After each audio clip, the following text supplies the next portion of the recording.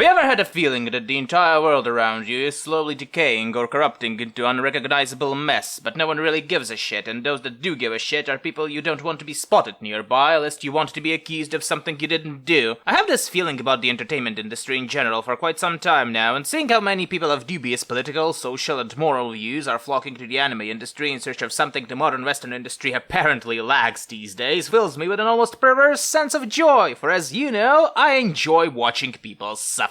But I digress. So I'm a Spider, So What is a 24-episode isekai comedy anime developed by Studio Millipinci that most of you will know as the people behind the god-awful recent Berserk, and before you already condemn the poor anime for that, I have to say that the 3D animation in this has gotten more fluid overall. It's still a bit janky in places, but for the most part it looks and feels less shit than that of Berserk, even though that's like saying to a legless war veteran, well, could be worse, that mine could have also blown off your arms. The music is also quite fun to listen to, though it's far from being memorable and feels slightly like your average comedy soundtrack. But enough stalling with technical aspects, you're here to listen to what I think about the plot. And the plot is, to quote Stephen King, confusing as fuck. Basically, the show is two animes set in the same world, but with a 15-year difference, forced to share a room with each other, even though they have barely any similarities. The first anime is about our main protagonist, Spider-Chan, and her life, which can be most accurately described as an endless stream of suffering and stress. The second anime is about Shalane Sagan Annihilate, or Shunsuke Yamada, a Japanese schoolboy reincarnated as the fourth prince of the kingdom of Annihilate and his average life in the academy alongside other reincarnated school buddies. These two plot lines are united by two things. Both Spider-Chan, Shunsuke, and the rest were transported into this world via a massive explosion that took their entire class, and that occasionally we see some small elements from the first anime bleeding into the second one. Otherwise, these stories are barely related up until the latter half of the show, and even then they're at best second cousins. And it's not just the time that separates these two plot lines, the tone of them is also different. Shalane's story arc feels more like your usual isekai story, kinda like Eighth Son, so you have your betrayals and secret intrigue and all that other junk. Meanwhile, Spider-Chan's story is more comedic in nature. She constantly screams, jokes around, performs scenes in her head, all while trying to survive. The result of this is that you can't take either plotline really seriously, as you get overloaded with information each episode, and to be quite frank with you, I had a hard time actually following the story or care about what is happening as a result. No character was really interesting, and no character was memorable either, unless you count irritation, and the reason is simple. I don't really give a shit about these people, because everything is happening so damn fast, you have no time to adjust to the characters. Why should I care about Shun and his grief for his dead brother when I've only seen this dead brother of his about 3 times across 24 episodes? Why should I care about Spider-Chan's epic battle against an Earth Dragon when I don't even remember who that was? Oh, and the foreshadowing about the Demon Lord actually being Spider-Chan will probably fool people that don't tend to think too much about the story, but not me. This isn't that sort of show to have these sort of plot twists.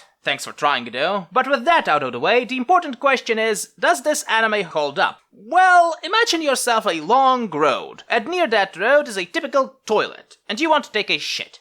It's horrifying. And so you go into there, do your business, and then you realize that besides poop, you also start to release gas, and it kinda pushes the poop into the side of your intestine. You try to relax, so that the fart and the poop won't interfere with each other, but then you relax too much and start peeing. And so you're just sitting there, shitting and farting and pissing at the same time. It's horrifying. So yes, definitely not in the way it's currently presented, no. The story has potential, and I feel that inevitably these two shows will collide together and the whole viewer base will go, so this was a genius move all along. But as it stands now, it is a confusing mess of an anime that lacks any sort of surprises, and way too many elements are fighting for your attention, so you automatically try and choose the third option. And the third option is usually either watching something else or try eating your relative in whatever way you see fit. Hey, I'm not discriminating.